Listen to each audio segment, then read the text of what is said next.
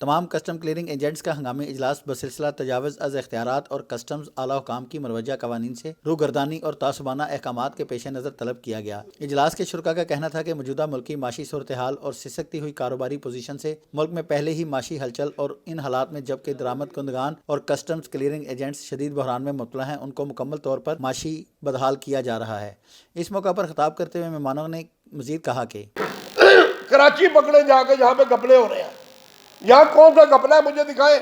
अभी तक कम से कम 200 कंटेनर ये रीचेक कर चुके हैं, क्या निकला उनमें, एक दो के अलावा क्या निकला बाकियों में। इक्का दुक्का गलतियां होती हैं, लेकिन इसका मतलब ये नहीं कि इक्का दुक्का एक बंदा गलती करे और उसको सारे मुआशरे को आप बर्बाद कर दें। यहाँ पे हजारों लोगों के क्लियरिंग एजेंट्स हैं, इंपोर्टर्स हैं, ट्रांसपोर्टर हैं, मजदूर हैं, ये कंटीन वाले हैं, हजारों खानदान हैं जो लाहौर की ड्राई पोर्टर से मुंसलिक है। मेरी गुजारिश है कि इसको इमीडिएटली इस ऑर्डर को विड्रा किया जाए और ऐसे ऑफिसरों से हमारी जान छुड़ाई जाए। वो शायद ये समझती है कि मुझे कोई हला नहीं सकता, कि मेरे मुखामत जो है वो चीफ इलेक्शन कमीशन है, तो ये उनकी गलत फहमी है। हमें उनसे कोई जाती मामला तो नहीं है, लेकिन ये नहीं हो सकता कि एक बंदा समझे कि जी सिर्फ मैं ईमानदार हूं, बाकी सारे चोर हैं। अगर वो सबको चोर समझ दिया तो खुद आके बैठे यहाँ पे, खुद आके हर कंटेनर एग्जामिन करें, अगर उनको नहीं किसी पे एतबार तो, या वहां पे जाके लगे जहां पे उनका काम है। ऐसे नहीं चलेगा। हम अपने बच्चों की रोटी रोजी उनको छीनने नहीं देंगे। हमें जहां तक जाना पड़ा हम जाएंगे।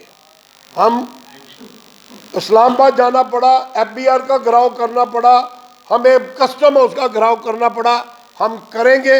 हम बिल्कुल लिहाज नहीं करेंगे, क्योंकि ये हमारी रोटी रोजी का मामला है, हजारों लोगों, हजारों खानदान का मामला है। मेरी एक दफ़ा फिर प्राइम मिनिस्टर साहब से ये दरख्वास्त है कि खुदारा ये आपका शहर है, ये आपकी रियासत है, ये आपकी बुनियाद है। अपनी बुनियाद को मत हलाएं, अपनी बुनियाद को ख़राब ना करें। यहाँ 90% लोग उनकी पार्टी से हैं, 10% लोगों को ये मौका मत दें को इसको हवा दें कि जी उनको लिखते हैं, अप्रॉक्सीमेटली वेट लिखते हैं, वो उसमें जो मर्जी कर लें, उसमें VRB वो ना लगाएं और डाटाबेस ऐड में उसका वजन कम करके इस तरह की वो ऐसी आरामदगी करते हैं जो कि अब कंट्री के अंदर, स्पेशली लाहौर के अंदर बिल्कुल नहीं है।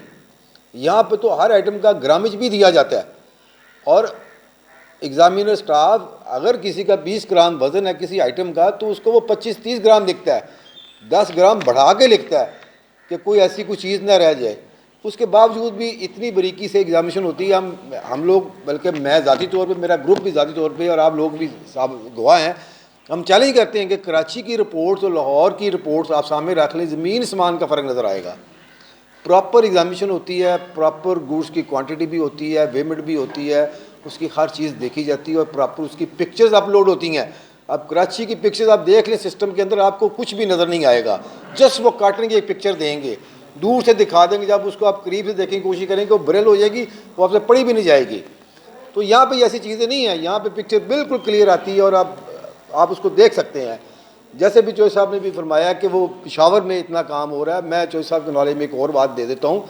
जो गाड़ी कराची से TP करके पेशावर जाती है, वो शाम को उसी गाड़ी के ऊपर कंटेनर वापस ले जाती है। ये कानून क्या पेशावर के लिए है? अब कंट्री पाकिस्तान में किसी और जगह के लिए नहीं है। वहाँ पे चीफ कलेक्टर जो बैठा है उसको नज़र नहीं आ रहा, यहाँ जो कस्टम इंटेलिजेंस का डिपार्टमेंट उसको नहीं पता, या हमारे बोर्ड के जो अफसरान हैं उनको नहीं पता, क्या जो पार्लियामेंट में लोग बैठे हुए हैं उनको नहीं पता। ये तमाम चीज़ें तमाम लोगों के नॉलेज में है। ये पर्टिकुलरली लाहौर शहर को टारगेट किया गया है, क्योंकि लाहौर बेस्ड जो लोग हैं वो या चोरी भी होती है और कॉस्ट ऑफ डूइंग बिजनेस बढ़ती है। तो ये भी मेरी IBR के काम से गुजारिश है कि ये हमारे जो TP वाले जो मसाइल हैं इनको भी देखा जाए आप कंट्री के, और इनको रिजॉल्व किया जाए। मैं दिल की अथाह गहराइयों से शुक्रिया अदा करता हूँ कि आप यहाँ आए, आपने कवरेज की और हमारी आपने सारी बातें जो है वो उनको आप इंशाल्लाह ताला मीडिया के अंदर जो है वो आप नुमाया करके चलाएँगे, ताकि लोगों को हमारे मसाइल और तकलीफ़ का अंदाज़ा हो सके और अरबाब इख्तियार तक हमारी बात पहुँच सके और हमारे मसाइल का उजाला हो सके। आपका बहुत बहुत शुक्रिया। इजलास में chairman Lahore customs clearing agents Mohammad Amjad Chaudhry, सदर आगा इफ्तार अहमद, जनरल सेक्रेटरी मसूद आलम वाई, साबिक सदर साजिद मीर और दीगर मौजूद थे। इस मौका पर चौधरी अरशद ने पंजाब मीडिया से गुफ्तगू करते हुए कहा कि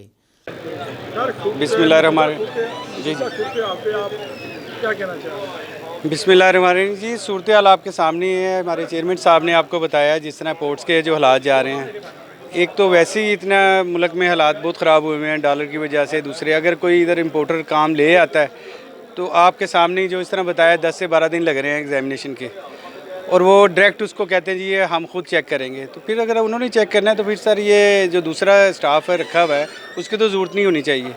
तो आप खुद ही इसकी ड्यूटी लगाएं, खुद ही इसको क्लियर करवाएं।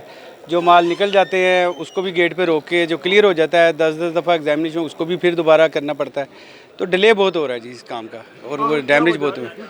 वजह पता नहीं क्या वजह समझ नहीं आ रही कि क्यों काम को ये इधर पोर्ट को बंद करना चाह रहे हैं, कि पूरे ये लाहौर को बंद करना चाह रहे हैं। हालांकि ये इधर आपके सामने इधर रौनक होती थी, इतना काम होता था इधर, हर वक्त यहाँ पे जगह नहीं होती थी गाड़ी खड़ी करने की, और अब आप सन्नाटे छाए जा रहे हैं। जो रह गए हैं जो बेचारे बेरोज़गार लोग दिन पे दिन हो ही जा रहे हैं। तो मेरी काम से जो है ना बाला से गुजारिश है कि जी इसको तवज्जो दें और ये जो लेटर निकाला है इसको वापस लिया जाए, और जिस तरह पहले काम किया जाए हो रहा था इसको इस तरह चलने दिया जाए। कैमरामैन आतिफ हरून के साथ Rashid Ali Bhatti, chief reporter Punjab media TV Lahore.